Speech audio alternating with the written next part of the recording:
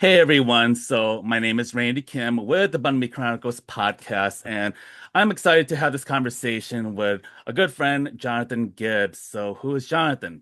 So, Johnathan is a trailblazing content creator who has been at the forefront of online media since 2008, when YouTube and digital platforms were still in their early days.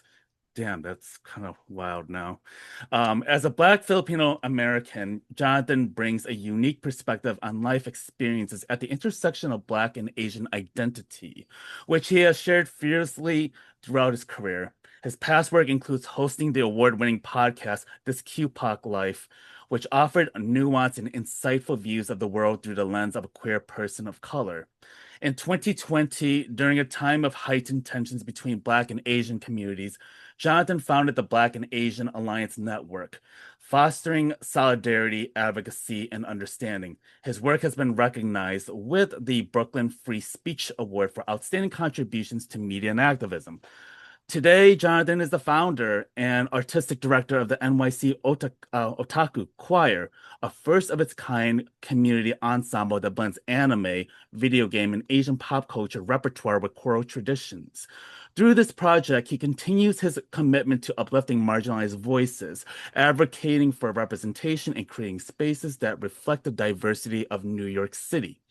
With an unwavering dedication to community, artistry, and social justice, Jonathan continues to inspire and empower others, leaving an indelible mark on both digital and real world stages. So, Jonathan, it feels great to finally have a conversation with you. We have been following each other for the last couple of years, DMing each other, but we've honestly have never had a conversation in real life or at least virtually. And I'm really glad to have that. I will say that how I knew Jonathan was a couple years ago after the George Floyd and Breonna Taylor aftermath.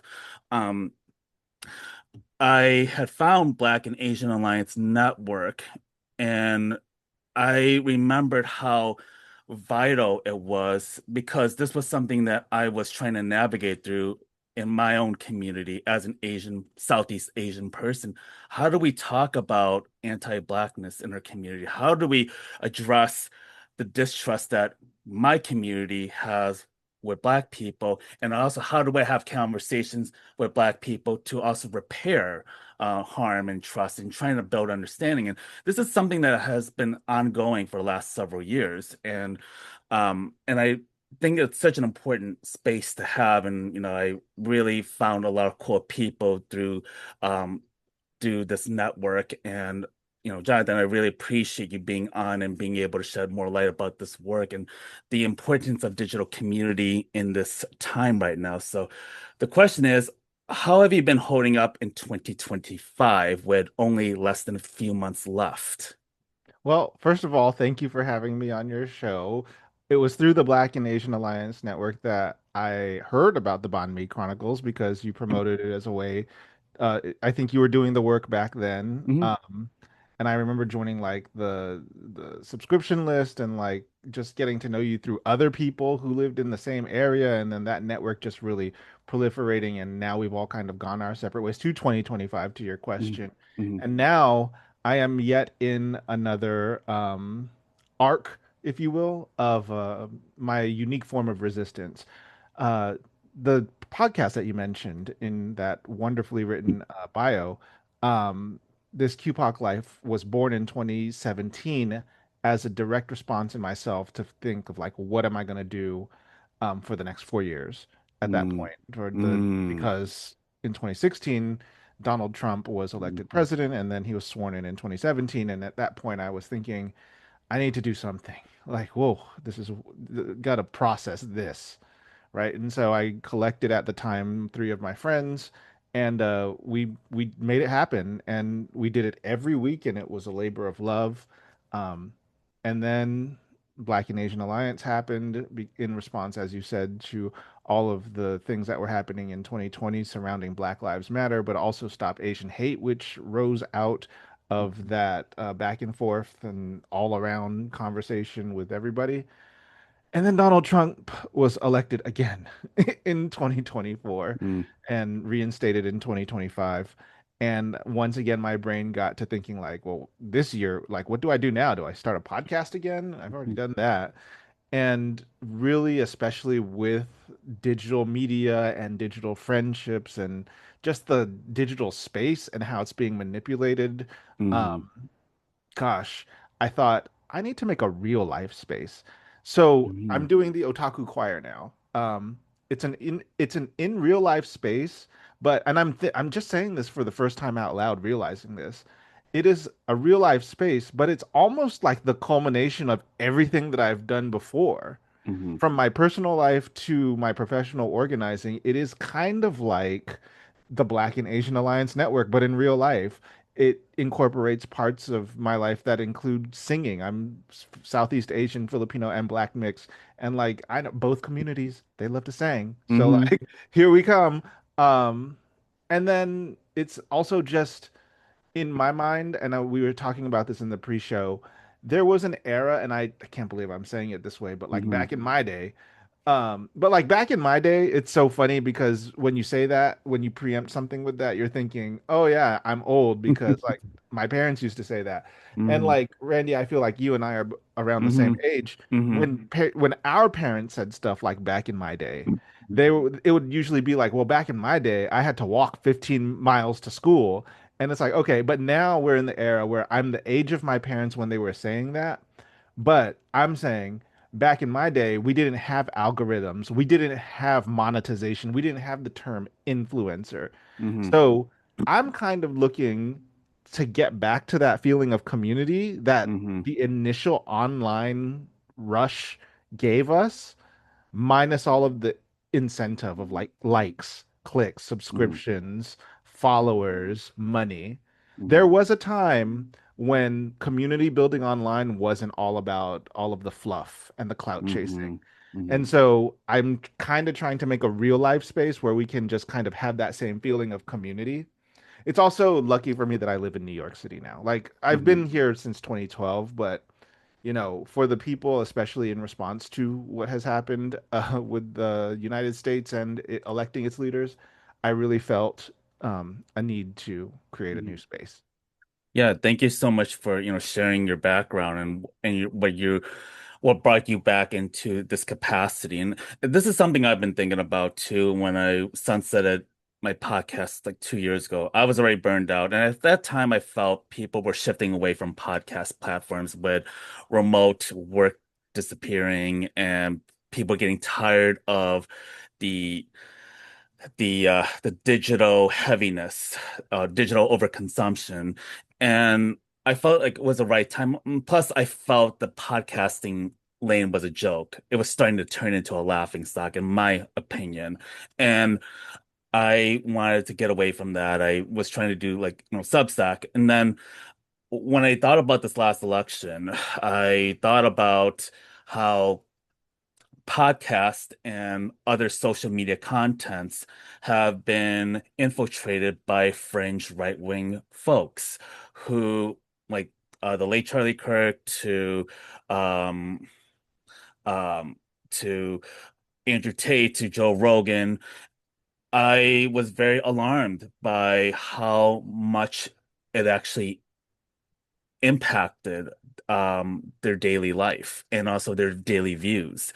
And that actually impacted the election in a way. And I felt compelled to come back because I felt like we need voices like ours to intercept harmful narratives and also to, create spaces for communities that are marginalized, that are, actively being erased. And how do we come back? How do we counter that, especially in this digital world that feels very uncertain and the goalpost keeps moving with whoever owns, TikTok, to Meta right now with the Zuck. And I'm just very curious to know, like, how have you been trying to get a good pulse on the work that you're trying to do besides having a physical space, but like, how do you try to navigate the current landscape with the digital community? Oh gosh, that it's really tough because like you said, especially in the wake of well, not even the wake, but leading up to the presidential election in 2024, you did see like new tactics of going on podcasts on both sides, right? Hmm. Like, but it seemed to have worked. Well, the results are there for all of us to see. And I'm not looking at like I just know what I saw as someone who was kind of just watching from the side.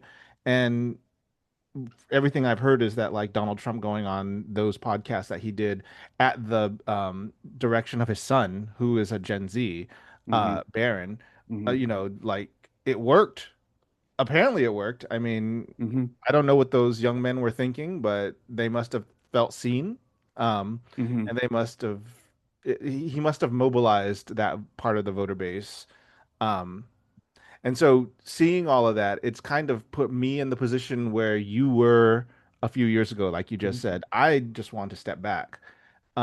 So when I was thinking about doing the next thing, it is more of a real life space.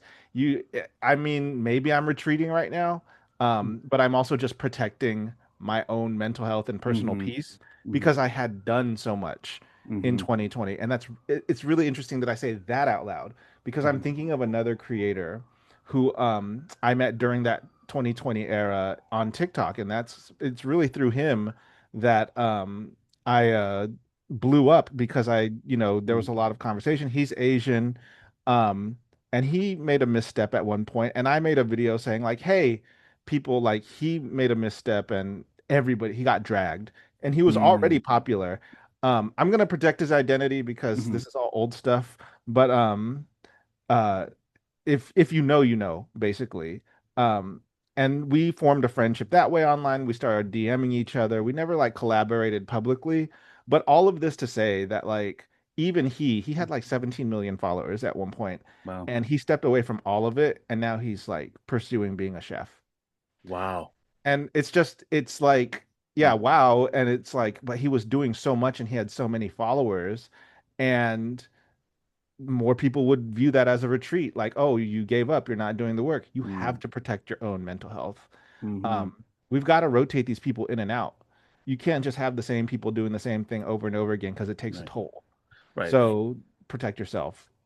Yeah, you gotta like, I think something that I've been thinking about is like it's okay to step back because honestly, like to be able to do this work, you also have to live a life. You have to Hmm. be able to absorb it. And like when I was so burned out, like earlier this year from grief and then with mental health issues, like once I learned how to, as the kids will say, touching grass, which I do a lot of, like I do a lot of nature trails, I'm into that. And I realized that I was starting to become more of myself. The curiosity started to begin for me. I started traveling. I actually met folks from the digital world to in Hmm. real life. And that's actually one of the beauties of the digital community in a sense, because I'll go to Vancouver, I'll hit up a friend there, I'll go to Vietnam, hang out with another friend there, or to Boston. Like it's it gave me purpose, but I also felt like I needed to get away from that work. And I can sense that that's what you had to do in order to come back rejuvenated, but also to kind of like see things from a different lens. And I think that's what we need to do because as content creators, we also have to evolve. We also have to like see the pulse of what's going on, but also see what's going on within ourselves and how we evolve. And we have to have time for that reflection. And I think coming back to it is a very therapeutic way of engaging with folks again. And I think that is really interesting how you bring this all together because I think of the digital community now, especially with monetization and the way it's being or censorship is being had or censorship or non-censorship, depending on the way you're looking at it, is like really becoming controversial. Like people who speak out on Palestine are getting punished, online and also getting doxxed. Um, I'm curious about like how do you have to like navigate safety like with both community and for yourself, especially, as a marginalized voice, as someone who has a big platform, like how do you try to create a level boundary um to protect your peace. Yeah, I think it is exactly what I've done, and it's touching grass, as you said, and taking all of my past experience and putting it into something that allows other people to touch grass, to disconnect for the screens, even if just for 2 hours a week, right? Um, and again, maybe that seems like retreating from the message of fighting the good fight, but as I said, some people have to be substituted out sometimes. When I was doing all that Black and Asian Alliance Mhm. network work, mind you, I had, as you said in the biography, I've been doing this since 2008 in different forms, Mhm. podcasts, vlogs, videos, Mhm. talking to people one on one, etc. But at the same time, one of your past guests who was just on here recently, Ed Doe, Mhm. I met him and he was not doing the thing that he was doing now, Mhm. right? But now I've stepped out and he has stepped in a mighty way. He Mhm. is like working at DC now. And like if you all don't know, like go back and watch the episode with Ed Doe. He is a beautiful young person. He is very smart, unrelenting, gay. Um, so that's a shout out to him outing me on your podcast.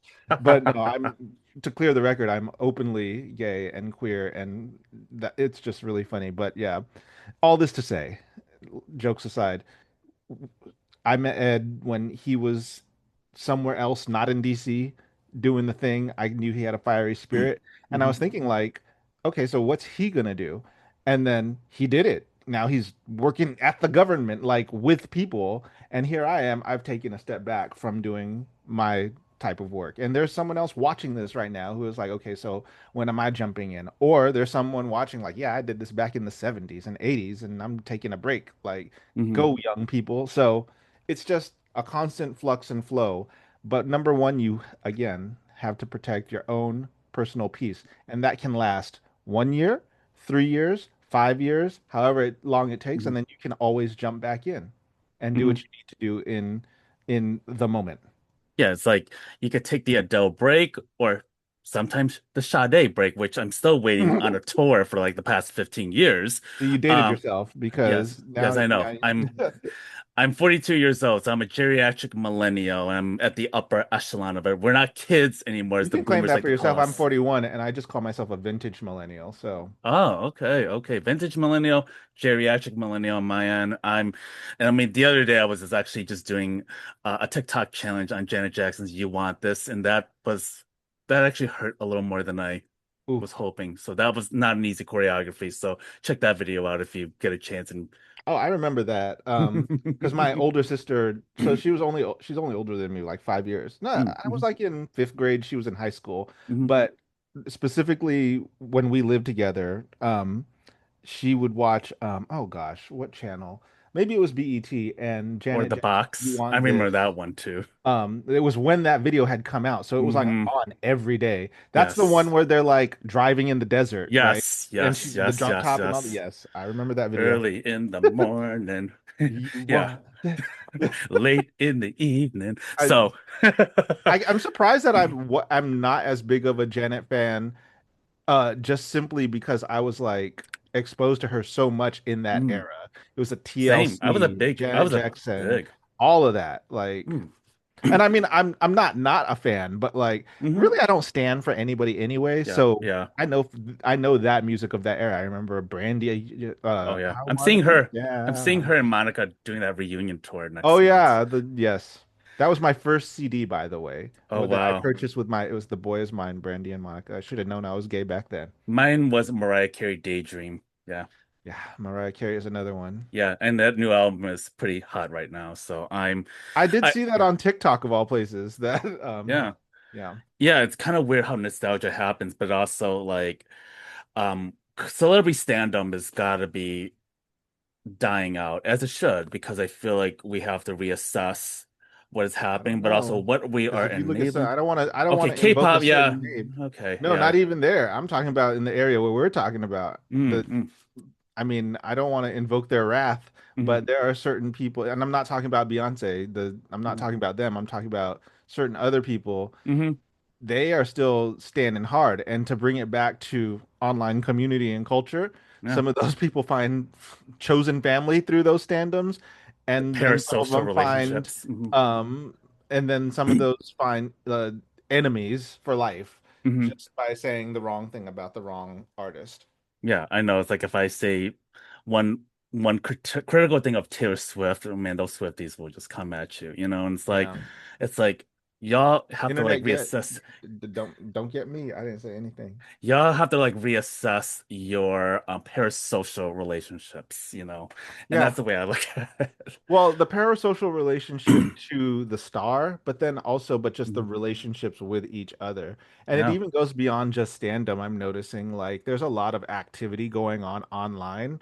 where because you interact with each other every day and because you critique this dynamic or you talk Mhm. about that issue or you're part of, you think that you're part of these same politics, that like you have a Mhm. community and actually, once again, for the third time, you need to touch grass. You Mhm. need to just like disconnect Mhm. and connect with people in real life.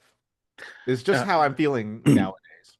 yeah, I think that's a very relatable feeling, and to go back like in time, like when you were growing up, when you grew up, being both Black and Asian, I wonder what was the experience like for you in both these communities and how both of your families have viewed you as being multiracial. I'm very curious to know like the dynamics of what you had to experience early on and this idea of belonging and what it looked like for you. Yeah, I mean, it wasn't for me, it was really strange because, and I've clocked this like I clocked this in the time that it was happening, but then I reminded myself of like this fact that I'm about to tell you, and it's that when I turned 9 years, so my parents are divorced, first of all. And so from like the age of 1 to 9, I lived with my mom and my Lola, so my grandma on my Filipino side. And like I had a stepdad, he's military, he was a black man, but he was always away. Like this was during like the early 90s, so there was a lot going on with the military at the time where he would be gone for 3 months at a time and things like this.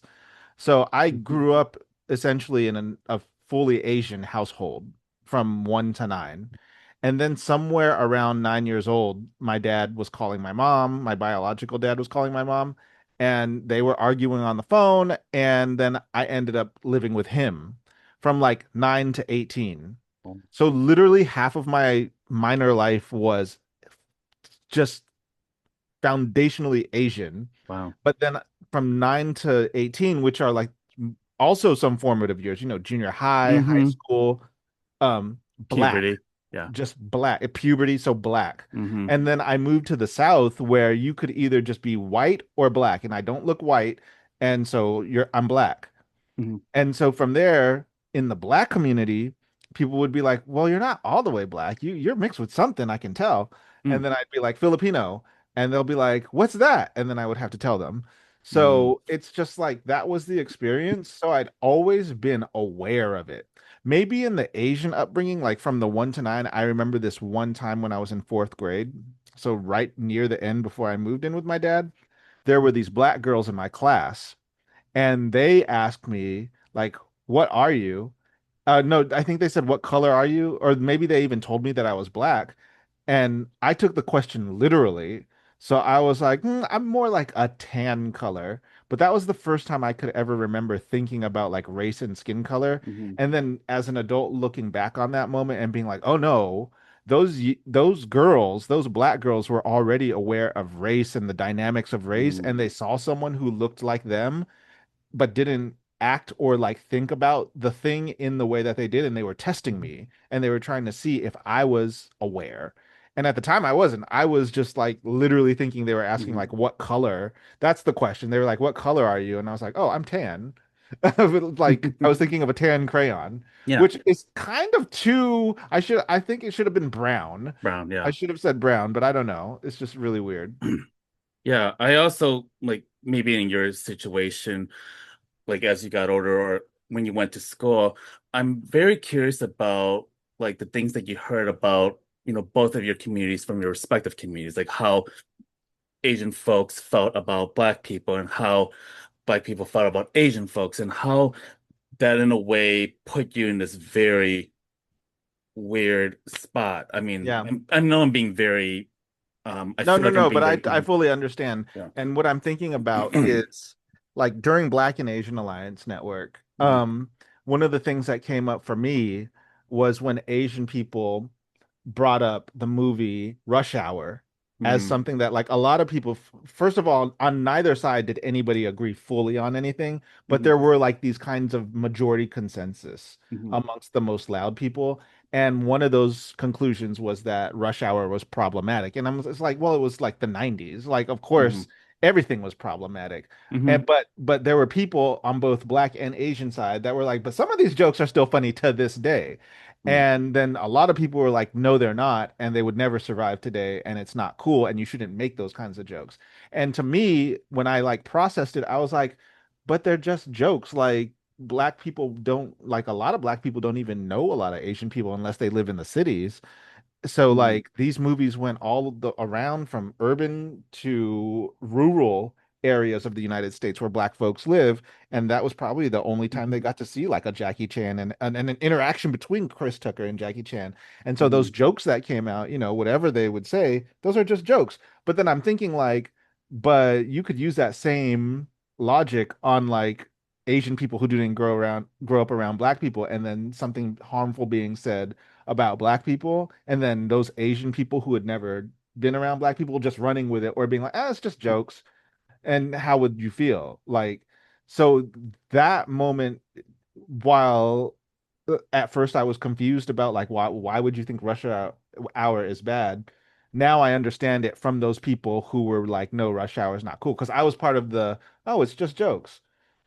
So, Mm-hmm. and it wasn't specifically to like Filipino people, it was East Asians and it Mm-hmm. was Jackie Chan in them. So, you know, maybe I even from there there's a little disconnect, right? Mm-hmm. Because but then like on the opposite side of that, a black person might not see the difference. It's like, oh, well, he calls himself Asian, so like wouldn't he be offended if they're making fun of Jackie Chan and people who look like Jackie Chan? And it's like, well, technically, we're Southeast Asian, and even the people who look like Jackie Chan and all of his folks make fun of the people on my part of the Asian spectrum, the Southeast Filipino folks. So Mm-hmm. there's a lot of dynamics from that group that a lot of people, we reminded and educated a lot of people about.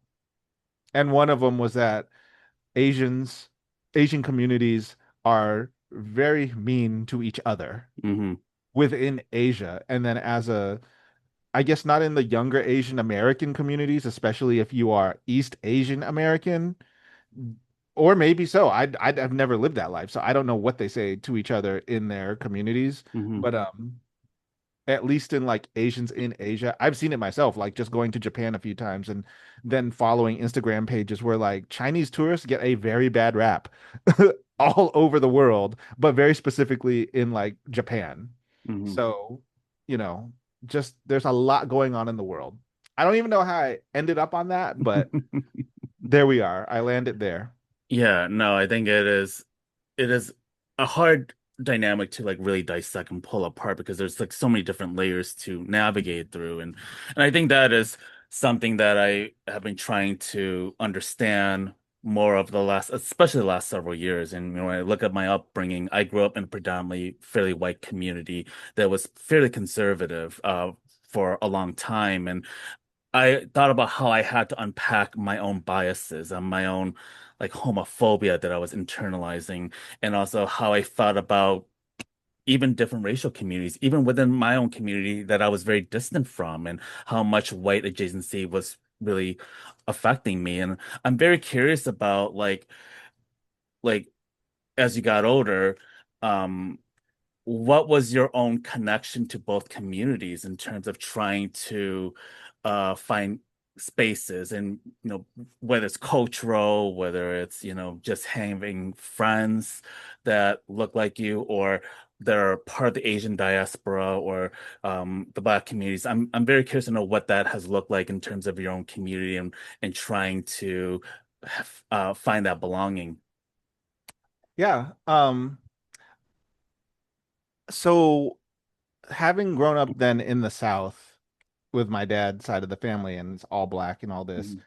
um, very specifically in my very rural part of Mississippi, we had, well, it was in hindsight, like the opportunity is endless. You can go anywhere, but most of the people that go to college there, it's such a small place that they first go to the community college for 2 years, and then they go to a university, whether it's Mississippi State University or Ole Miss, the Mm, University of Mississippi. That's just the pipeline that they had developed because they all felt like, oh, we come from a small town, so we can't really handle big college yet. So we mm, have to go to the community college, then go up to the big school.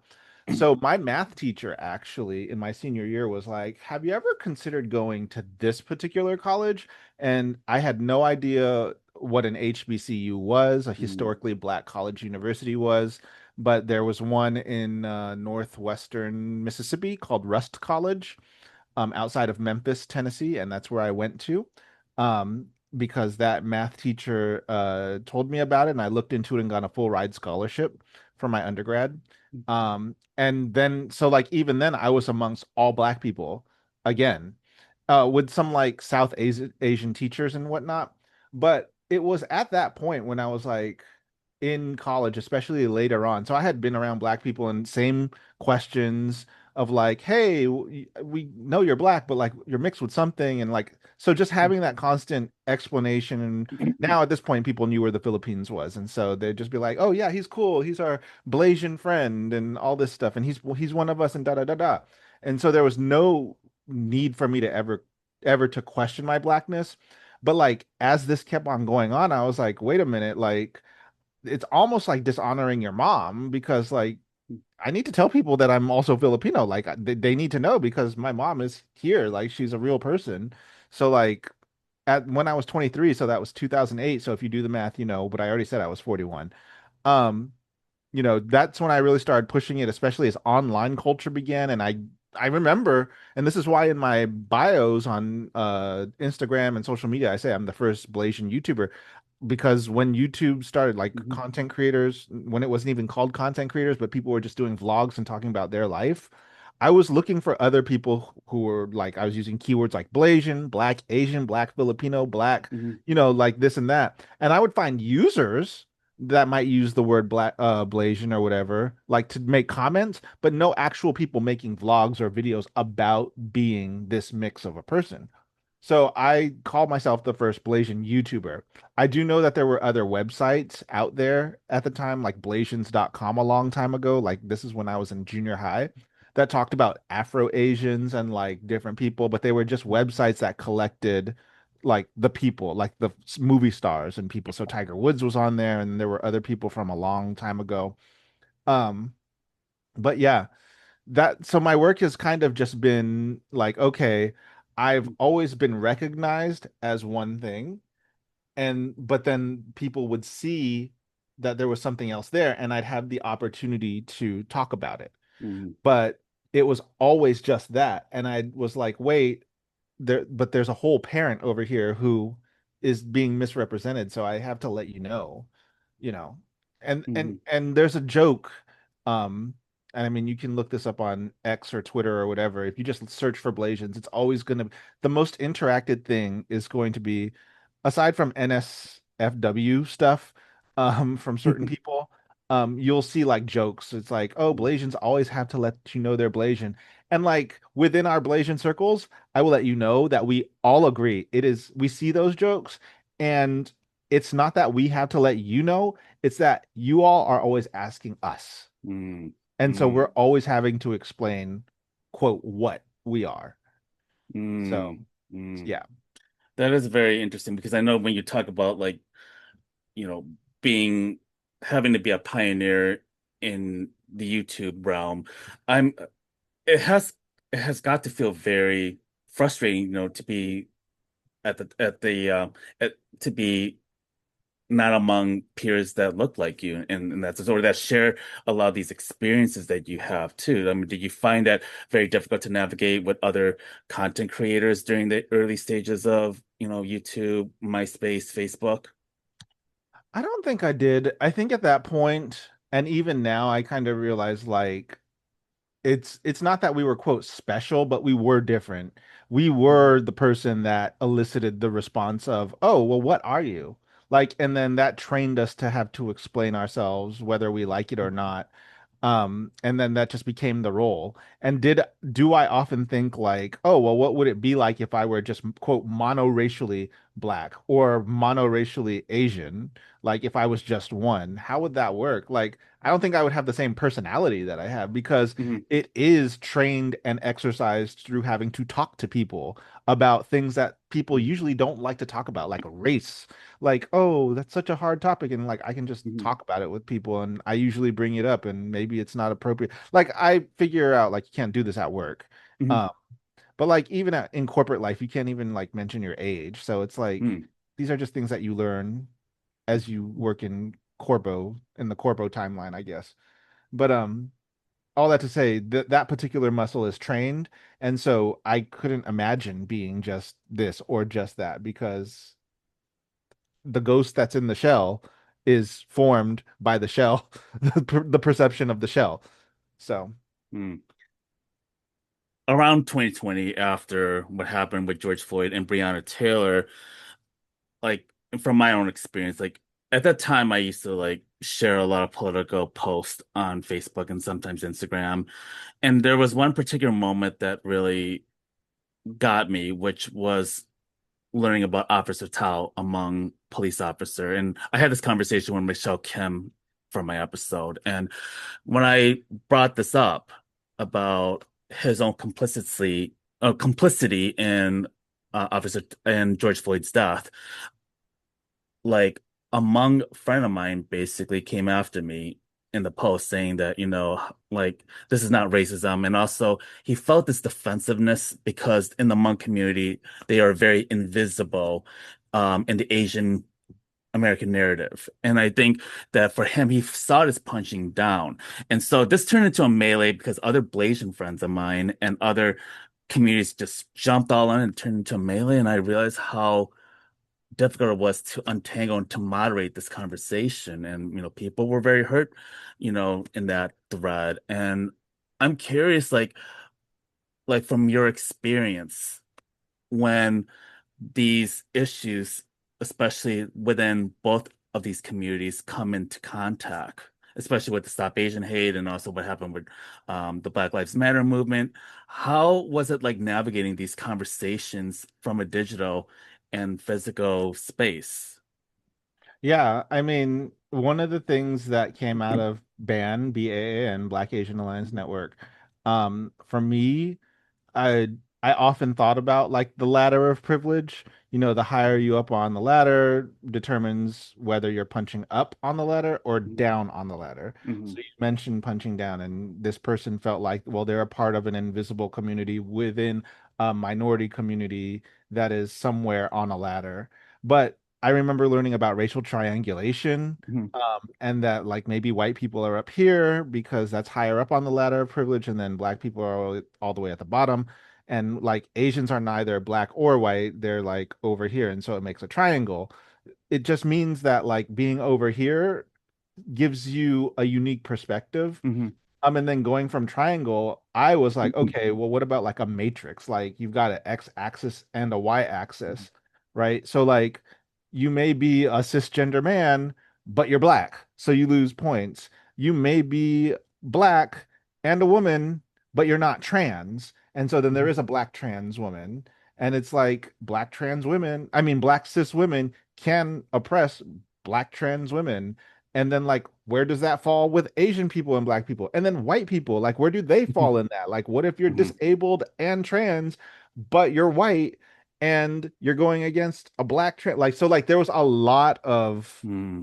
having to think about these dynamics and ultimately it's ultimate and I think like a lot of people saw this going on in 2020 and like just tapped out and were like this is stupid. They thought it was dumb and I'm like no, I like thinking about like all these intersections because I am intersectional. I come from like a whole bunch of different intersections that impact me, but I still have privilege over certain people. So anytime anything like that happens, and I don't know the exact, I mean, you explained it for me, and so this is someone that was defensive over Officer Tao. I would just want to like really process that kind of like how we are talking about it, at least face to face, Hmm. not just in typing. Hmm. And so that is like that whole era was just a lot of typing essays back and forth and being mad and really building up and either confirming your bias or like confirming stereotypes in your mind that you didn't like or whatever. Like this is why I want to get back to real spaces. That's why I'm doing the choir. That's why I feel like all of that Mhm. work is being put into something where we, again, for now, the fourth time touch grass. Even in those conversations that are difficult, I feel they should be handled in at least a digital face-to-face way. And as a uh I've just been reminded we did have like Zoom meetings Mhm. in Black Asian Alliance Network so that we could talk out loud because as we all know, a lot of tone and intention is lost in the text.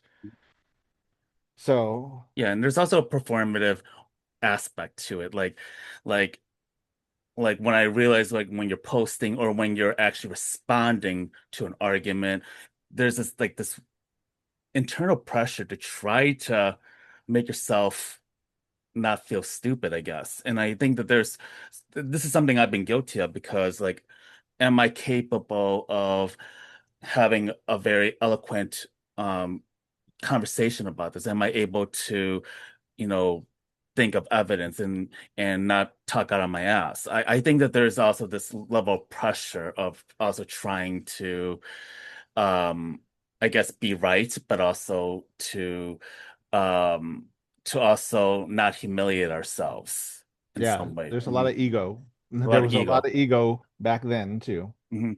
And as far as like the way this digital community spaces have been, I know that you've been, working with your choir group, but also like working on more organic meetups.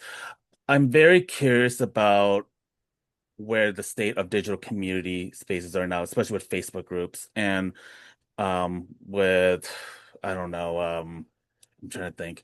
Um with other social media platforms, let's put it out there, that are being, controlled by capitalistic demons or capitalistic vultures is what I call them, and how they also like turn the tables, but also work to really break communities apart. I mean, I saw with Meta, I know that you brought this up in Van, that they are eliminating the community chat, and it kind of forced you to make a pivot to Discord. So I'm very curious about what you're seeing and what does that mean in terms of digital communities as a whole. Yeah, I saw this happening a long time ago. Well, I should say I've seen moves like this from a long time ago. We're going back to the back in my day thing. Mhm. So whereas, your parents would say back in my day and they would say something like I had to walk 15 miles to school. For me, it's back in my day, the internet was a place where everyone had their own space. Literally, there was a place called MySpace, but then aside from MySpace, there were like independent websites that you could host and like um have a page about like if you like birds it would be there and you could be the person that talks about birds or if a Final Fantasy VII came out the video game and you enjoyed the music you could post your midis of the soundtrack there were blog websites and things but then oh and then YouTube came along and YouTube had a whole lot of customization you could put your Mhm. own banner up there you could put a lot of information in the sides you could put a picture and then at some point around like 2009 or 10, they like kind of just sanitized all of it. I was like whitewashed it. It all looks so boring and flat. Like Mhm. they removed all the customization and then they started adding monetization. And now fast forward to 2025 and you're really having to work with the algorithm. Everybody knows about the algorithm. How does the algorithm drives how you do content? You get rage bait, misinformation. And so we Mhm. live in this era where it's just doom scrolling on 2 second attention spans and people working to be so outlandish that you stop in that 2 seconds and then they get your attention. And it's not healthy and it's not good. Mhm. We came into this thing, especially I'm 1 month apart from Mark Zuckerberg. So when he made Facebook, he made it for people like you and me who were in college at that time. Mhm. Um, and we looked at those younger kids and we were like, wow, look at them. They're gonna come up with all this technology and like they're gonna, and then they did come up with the technology and now look at them. Mhm. Them and their kids cannot socialize in school. They can't hold eye contact. That whole Gen Z stare thing, I haven't experienced it myself, but the Mhm. way everybody has been talking about it, I would not be able to handle just like asking a question and someone just blankly stare at me. And then I have to help you be like, okay, so the next thing you should ask me is like, do I want a napkin or something Mhm. like, and that's not too much to ask. And it's making me sound old, but like the technology did not turn out being what we thought it would be, and we need to roll Mhm. it back. Mm. Not in a weird authoritarian 1984 way, but like we need to roll it back for our own mental health. Mhm. I think that there's also like younger people that have decided to stop using Facebook or like get rid of TikTok or That's like good. which I think can be very helpful and like figure out what it is that I need because I have lived my entire existence online. How can I break from that? You know, like I've seen people coming back with the old Polaroid cameras and Oh yeah, that is. the old Nokia phones, the flip But is that phones. is Yeah, that is that anything new? Because I feel like people always like vintage stuff, and it's just that we've true. gotten so old that stuff that was from when we were young is now considered vintage, which is kind of scary. Hmm. So I know. I know it's kind of wild because every time I think of the 2000s, it's like, oh yeah, it's 20 plus years ago. And when I used to do college talks, you know, about my podcasts, I would often start by saying, and this this is going to age me once again, but like I would tell them that you guys weren't even born when I was an undergrad. And I'm just like, damn, I really need to take a nap. I really need to sit down. And I'm just like, it's funny wow. because like I'm in a and so the choir that I run, it's like anime and video games and then Hmm. Asian Hmm. pop and folk music. But like specifically around the anime and video game talk, people will be like, "Do you know this song? Like it's from this anime." And I'll be like, "No." And they'll be like, "Yeah, it was so long ago, 2010." And I'll be like, "Oh." So I watched Sailor Moon in the 90s and they're like, "That Uh, nine like they'll know Sailor Moon, but like somehow there's this weird thing that like the 90s was what 30 years ago now? It's just Jesus. crazy. I know it's kind of weird. And also the oldest Gen Z is right hitting 30. That is also hard to Oh fathom, right? my. It is. It's pretty wild to me. And I wonder about the conversations these days, especially in the digital community, of trying to um, still engage in safer digital spaces. I'm very curious about like what other platforms are you trying to utilize that gets away from Meta? I know I had just brought up Discord as an And that is the example. one right now. That's where I spend most of my time is Mhm. Discord, and specifically because of how we organize our choir. But Mhm. even with Black Asian Alliance Network, we had a Discord. We still have a Discord Mhm. actually, and because of that Facebook Meta update where they're taking away the community chats, I encouraged everyone to move over to um Discord, and we had a few people. The thing is, uh 2020 ban, like Black Asian Alliance Network used to be like every single day, um, multiple conversations a day, lots of moderation because it was a hot button issue. And I got interviewed for like news shows and by BuzzFeed News and like all these Mhm. different places. Mhm. And a through line for me then was like, I see that the spotlight is on me now because Mhm. of the fact that everyone else in the world cares about Black and Asian relations right now in terms of how the communities intersect. But I want you all to know that I've been doing this for 12 years before this spotlight came around, and I'll continue to do it long after. Mhm. All that to say, Black Asian Alliance now doesn't have a lot of activity.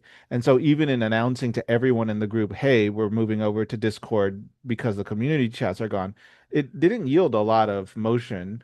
And really, it seems like the not just the media spotlight, but the personal interest has Mhm. waned from both Black communities and Asian communities that said that they were here for that alliance. This is not an indictment on anybody, Mhm. but like I would hate for it to take another huge crisis Mhm. or awful thing happening for us to then have to come back to the table and talk about Mhm. issues between Black and Asian communities. But it just seems like that's Mhm. human nature. I think that is it's a very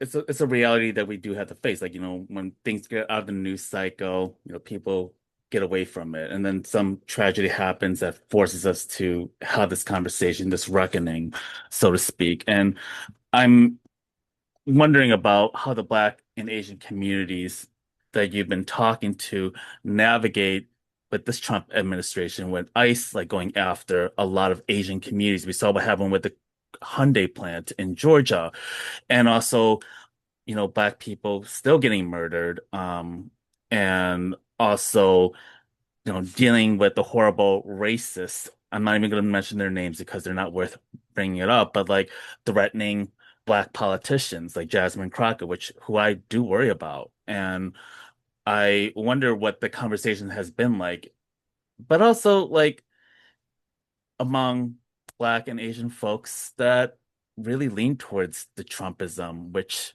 is still very baffling to me, but it's a conversation that always frustrates and fascinates me. Yeah, I do not have my finger on the pulse of those conversations, so I am equally as ignorant to whatever it is they're saying over there. Hmm. Yeah, I think that is a lot to ask for too, because it's like, we're seeing the onslaught of communities being attacked. And I think about like what needs to happen. How are we going to move the needle? I think this is still an ongoing conversation that I'm trying to get a pulse on, right? Yeah, but I think that these are all things that are happening that it's going to take another tragedy specifically with Black and Asian people Hmm. to then have us come back and start talking, and then they'll be Hmm. like, "Well, remember when the Hyundai plant thing happened? That was an example of ICE attacking Asians." And then people are going to be like, "Remember when right after that there was a young person, a young man hung at Delta State, lynched?" That's and nobody talked about it from the Asian side. Like, so it's just going to Hmm. be a lot more of that. A lot of whataboutisms. It's a lot of that. It It's a goes back lot and forth, of yeah. caring in the moment and raising your example in an argument to win the argument Hmm. over another person when we could have been talking about these things the whole time. Hmm. Hmm. What do you think is a good way to softly navigate like these fire button issues? Like, I think you just have to be true to yourself. I think a mhm, lot of people came to the table, um, and then I just had like I have to question the fact that like so many people came to the table, including people I still talk to this day. Um, but they don't, when something happens, they're not aware of it. Like they don't know that two people were lynched mhm, right after the murder of Charlie Kirk mhm, on college campuses.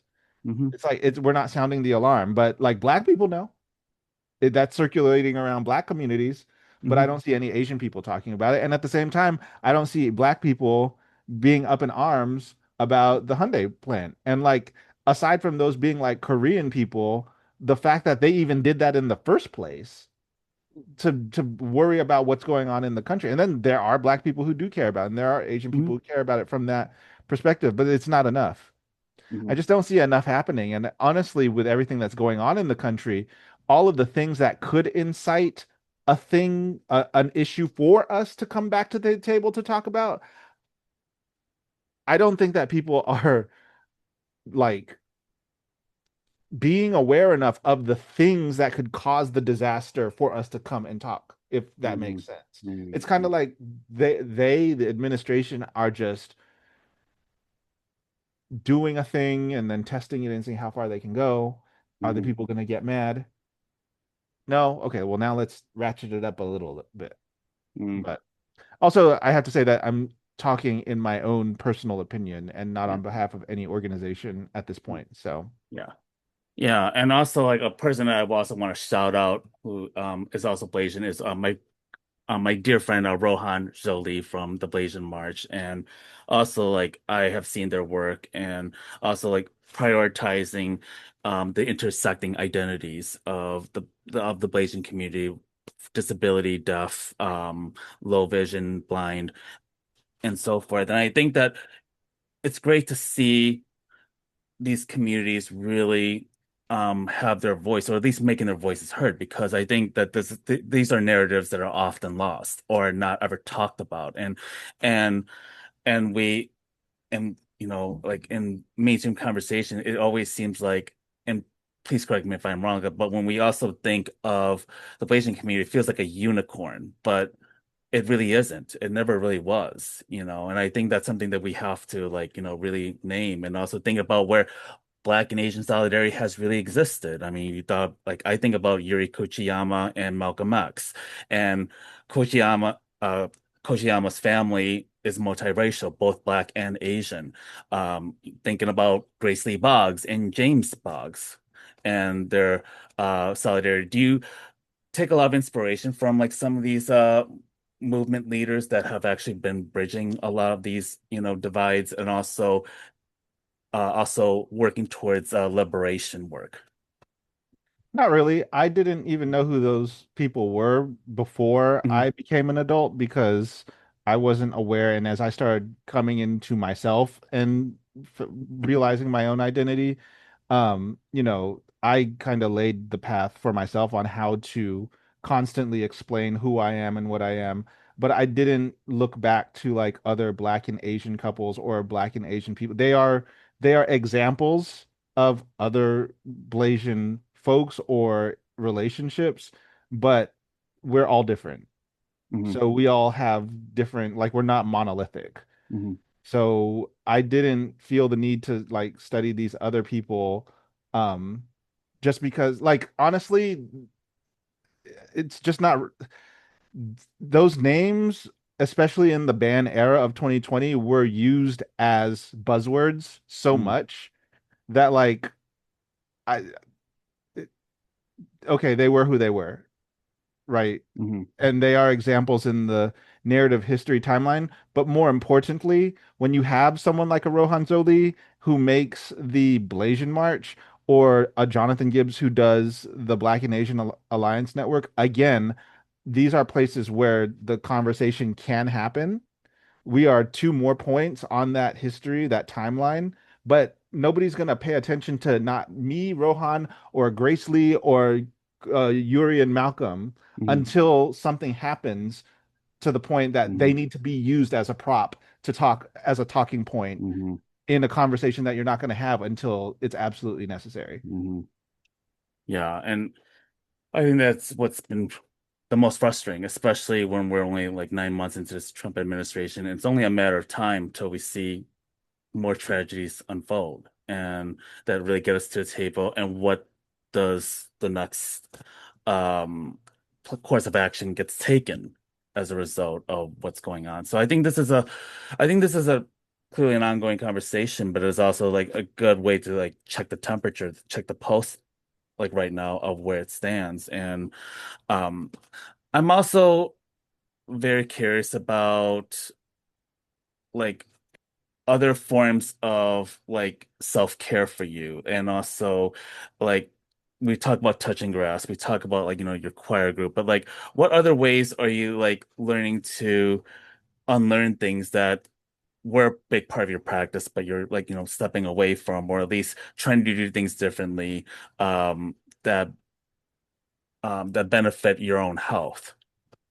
Oh yeah, I mean, I'm still using all the technology, but I'm realizing like I, I think I literally I'm looking at my other monitor and I'm gonna guess I have 30 tabs open right now. Ugh. So like all of these tabs are going towards my organizational work with the choir. However, I still disconnect from that to do like other stuff online. And what I'll realize is like if I'm on Meta or if I'm on X or Blue Sky or Instagram scrolling on the desktop version too long, then I'll be like, okay, this is a time sink. Like, and or like if I get in an argument with someone on Threads, I'm just like, nope, I'm not gonna waste my time getting Mhm, flustered over this. I could literally be doing something else in these other 29 tabs that has to do towards that is productive towards the work that I like to do and mhm, that will yield something tangible and real. mhm, So it's because I could easily see how like having 30 tabs open on one project means that now you've leaned too much in this other direction, but it's better than the alternative, which is wasting energy on people who won't listen and who only selectively listen and are performative activists. mhm. Yeah, I also think about my own relationship with technology these days, especially now that I'm getting back into podcasts. Like all of a sudden, Next thing you know, I already have a YouTube page now, which I didn't have prior to that. I'm now doing YouTube shorts, adding more on TikTok. I also, do silly dances or blow bubbles on TikTok, if you could Mhm. believe that. And like, I have a weird relationship with social media because I feel very unbothered most of the time. Like, yes, do it when I doom scroll. I get furious. I get very annoyed. And I also don't watch the news anymore. I don't do traditional media outlets anymore because there's multitude of reasons for that. But now that I'm also on Substack, that also adds to it because there's also a social media component to Substack as well. So I feel like I've been very much on this past month, which can be a big dopamine rush, right? But I think like I've also learned to have a sense of humor and also to entertain. And I think that's the ESFP in me. Like I do love to entertain. I do love to be provocative sometimes. And um I don't know. It's like I don't know if that's the feeling that you've also had in your relationship with digital media, but like do you find yourself being incredibly silly just to try to break the ice, but also like post because like yeah, I really want to, show that, joy really does exist. Yeah, I mean, I think that we've gotten to the point now that you really can't do that if you want to be successful in social media because the algorithm determines that people who watch your stuff like that you had political commentary or a silly dance. But as soon as you are a silly dancer and then do political commentary, it Mhm. kills your engagement because It people are like, does. I didn't sign up for this, and vice versa. So even like sticking to this question, but going back to one of your previous questions about navigating today in 2025, it's back to the algorithm. It's like detach from all of it. Mhm. Just all my online work, now that I have said this out loud, like and am looking at the 30 tabs, it's all for the purpose of an in real life thing. Yeah. And I really hope that like people your and my age and then Hmm. younger just start pushing for more real life things, such as picking season. Go Hmm. on a hike, walk every day, Hmm. go somewhere. Even if you live in a rural community, just walk outside. Don't Hmm. spend all your this if you have a YouTube video that you could watch, you could do it while walking outside. You could Hmm. listen to it on your Same. headphones and walk. Yeah, that's what I do too. Like I download all trails apps, which is like no, my favorite thing to do because like I could take a look at different trails and see which one I could get to choose. And I learned how yeah, like how algorithms like I've had to give up on that. It's like because I'm gonna be all things. Like I'm not gonna just stick to politics only. I'm also gonna do concerts. I'm also gonna do dancing. I'm gonna do a lot of fun stuff along with the serious content that I add into it. And I Well, know the that the method algorithm, nowadays is to have yeah, multiple channels then. I mean, that's always been it, but yeah, that's a lot. I that's a mean, lot. it's also what you have to do if you want to be on the good side of the algorithm. And I've never been that. I'm a very intersectional. I'm a lot of things, and I could never just buckle down on one thing. Now, when Mhm. I did buckle down on one thing, which was Karen videos, I blew up. Like it really worked. And I was like, so this is what I have to be is the Karen video guy for the rest of my life or Oh, mhm, one thing for the rest of my life, and I just can't do it. Even now today, I like will post a choir video and it'll go viral with 1 million views, and then the next day I'll talk about why I'm so annoyed with Gaysians right now because how they're always chasing after white men or whatever. And like any other do year that tell. any other year that would have taken off and those videos have taken off, but then I'll pivot to choir. And then the people who are interested in hearing me talk about Gaysians are then like, what's this choir stuff? Like, so again, it's just like, but I do see content creators out there, specifically other Gaysians who talk on about Gaysian stuff, and they can talk about like their dates and their trysts on one channel, and then the very same person will have a different channel for talking Mhm, about political stuff as that same Gaysian. And I'm just mhm, like, okay, good for you, girl. You have the time to set that up and do all mhm. that, and maybe I should take notes from you all. Yeah, like for an old guy like me, it's like more like just take it or leave it. It's Yeah, that's like, how I felt. yeah, I, that's I how I feel and feel. I've always felt, Hmm. but that is really just the playbook. You Hmm. gotta separate it. Hmm. And Yeah, like more moralistically, there's just also something like how hard is it to just make a new account and then do it? Like it's not. But like to no. me, it's just like I'm not parsing myself out. Like this is me. Right.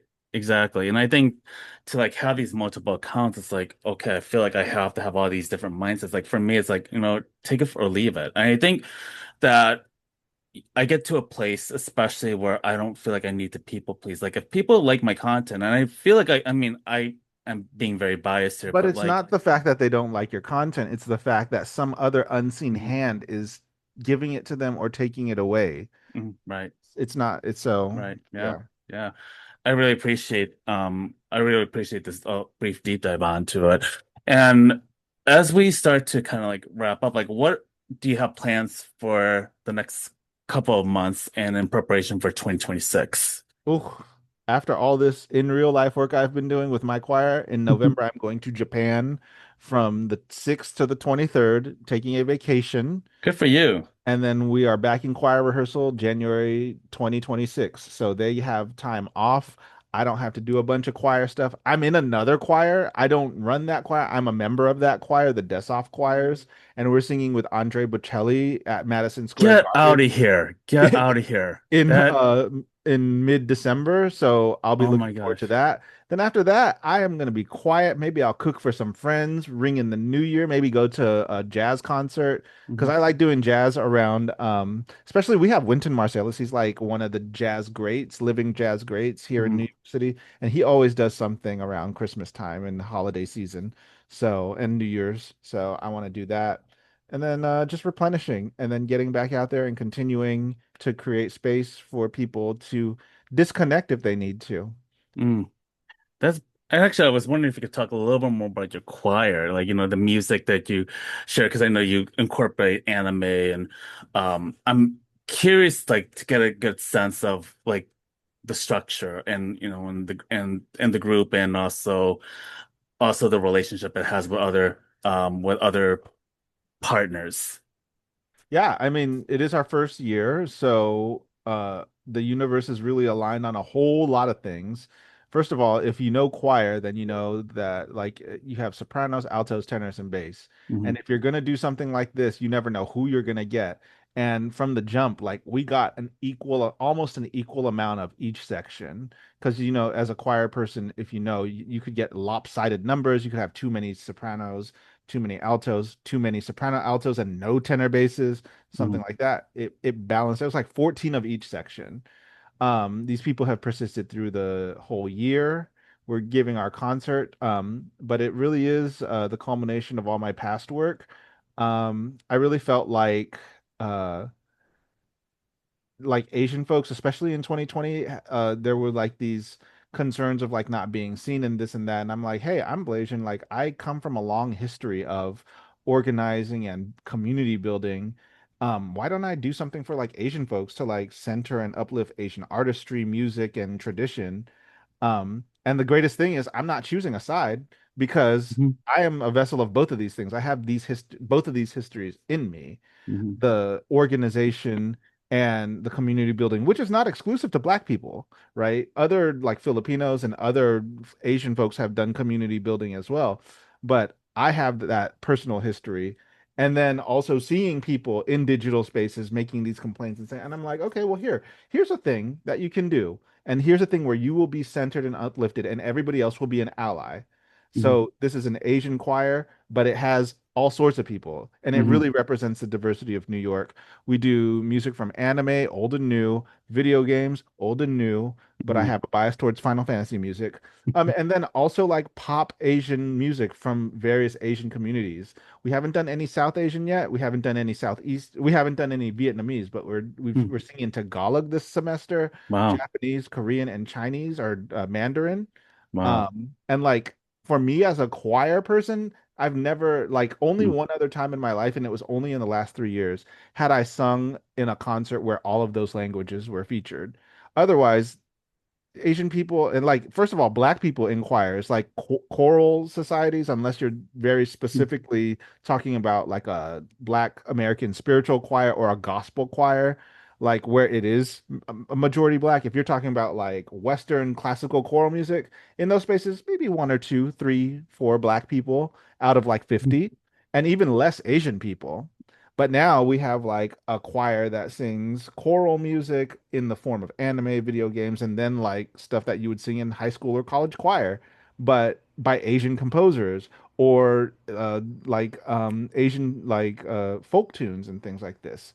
So really like we're having I think by the time this comes out we will have had our first concert in early October, but there should be a live stream available on YouTube. And so yeah, I've been wearing the shirt the whole time, Otaku Choir. Otaku, of course, being a Japanese word, but we are a Pan-Asian choir. Oh, nice. Thank you so much for sharing all of that. I mean, this sounds incredibly exciting, and I haven't tuned in yet, but I would absolutely check it out. And last question I do have is, if you were to talk to yourself back in 2008, what would you say to that Jonathan? That if you really want to blow up in this market, you gotta separate it. I know you don't want to separate it, but make separate accounts for the different things that you want to talk about and stick to it. Mm, That is thank you. absolutely what I would tell myself. I think we're Mhm. asking from like a social media perspective. So, Mhm. Yeah, and thank you so much for being on here. It feels great to have you, you know, talking about your work, but also being able to reflect. So I really appreciate you being on, and much love to you and the work that you're doing. and you too. I'm so glad that you're back. I'm glad to have met you. It's funny in the pre-show you said that this is the first time we're verbally speaking to each other, and I'm like, that's impossible. Hmm. But then it is that parasocial thing where we've seen each other's videos and stuff, so we feel like we know each other already. And that can be good. That can, as much as bad as we've been talking about social media, some of these connections can Hmm. be really amazing and really good. And you can talk to people via text or even like this for so long that when you finally do meet in person, it's Hmm. like it's not awkward. It's not Right. because again, back in our day when we were young and meeting people online, parents would be like, "You met who? You did what online? You're gonna Hmm. go meet who? You're traveling to their city for what?" And Yeah, it's like, but now it's just like, it's second yeah, nature. Yeah, this is someone I've known for years online, and then I have known people for years online, and same. then met them in real life, and there was no awkwardness about it. It's just like, okay, No. so where are we going again? Okay, so this restaurant. Okay, let's go. Da, da, da. And then the conversation continues as if we'd been talking every day for the last 7 weeks. So. Yeah, thank you.